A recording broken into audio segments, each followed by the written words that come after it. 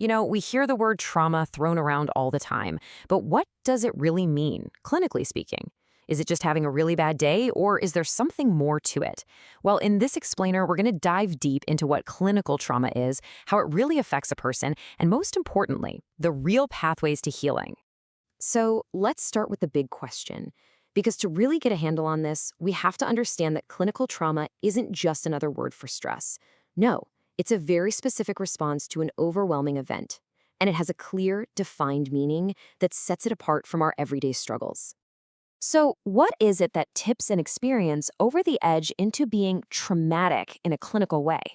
Well, it's not really about the memory itself. It's all about the profound, lasting impact that event has on a person's life long after it's over. The clinical definition really boils down to three key things. First off, it can be a single, shocking event, or it can be a series of things that happen over time. Second, the person experiences it as physically or emotionally harmful, maybe even life-threatening. And third, and this is the absolute key, it leaves behind lasting negative effects. That's the part that truly defines it. And when we say lasting effects, we're not talking about just one area of life. It's like a ripple effect that spreads out everywhere. It can seriously impact our emotional balance, our physical health, the way we connect with other people, and even our most basic sense of who we are in the world. All right, so we've got the big picture of its effects. Now let's zoom in and get specific. How does trauma actually show up in a person's day-to-day life?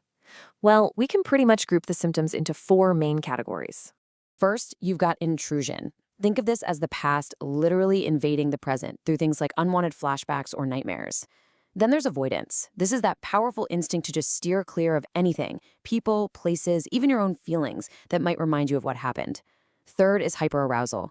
This is that exhausting, constant feeling of being on high alert, jumpy, irritable, like your body thinks the danger never really passed. And finally, you have somatic symptoms, because the body keeps the score, right? This can show up as things like unexplained pain, chronic fatigue, or all sorts of stomach issues. Now, it's really important to know that not all trauma responses look the same. To figure out what's really going on, clinicians look at two main things: how long the symptoms have been around, and the nature of the traumatic event itself. The timeline is actually a huge part of the diagnosis. If these symptoms show up and stick around for less than a month, it's often called acute stress disorder. Think of it as a severe but short-term reaction. But here's the critical part. What happens after that 30-day mark? If the symptoms are still there, that's when the diagnosis can shift to post-traumatic stress disorder, or PTSD. And this leads to a really, really important question. The classic idea of PTSD is often built around a single, shocking event. But what about when the trauma wasn't just one thing? What about when it was something that was prolonged, happened over and over again, and was impossible to escape? What does that look like? This brings us to a super important distinction. Someone with complex PTSD, or CPTSD, has all those core symptoms of PTSD we just talked about. But because their trauma was chronic and often happened in a relationship, like long-term abuse, it adds this whole other layer of injury. When your sense of safety and self-worth gets worn down over a long time, it can lead to deep struggles with managing your emotions, constant feelings of shame, and can make it incredibly hard to build trusting relationships. Okay, I know we've been covering some pretty heavy material, but now I want to shift gears to what is honestly the most important part of this whole conversation: hope. Because the amazing thing is, the brain can and does heal. So now we're going to look at the most effective, scientifically proven treatments that help guide people down that path to recovery. So these three therapies are often called the gold standard for treating trauma, and for good reason.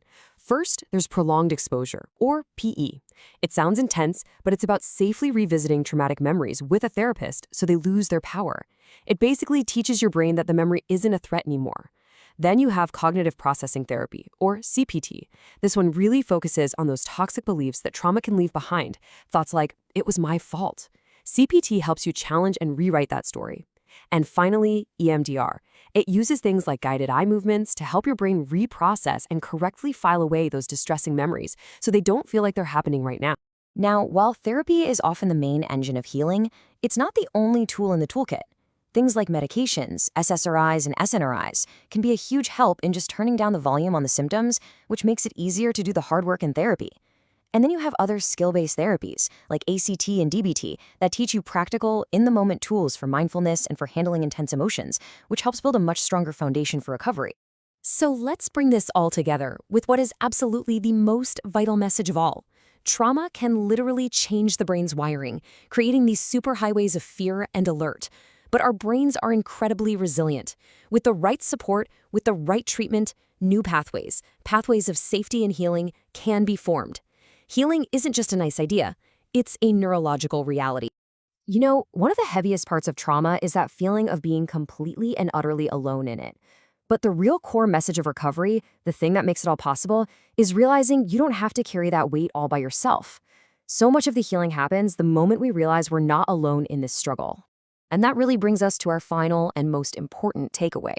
Understanding what's going on is the first step, but taking action is the next. If anything we've talked about here today resonated with you, either for yourself or for someone you care about, please know that healing is possible. Reaching out to a professional isn't a sign of weakness, it's a sign of incredible strength. Thanks for joining me for this explainer.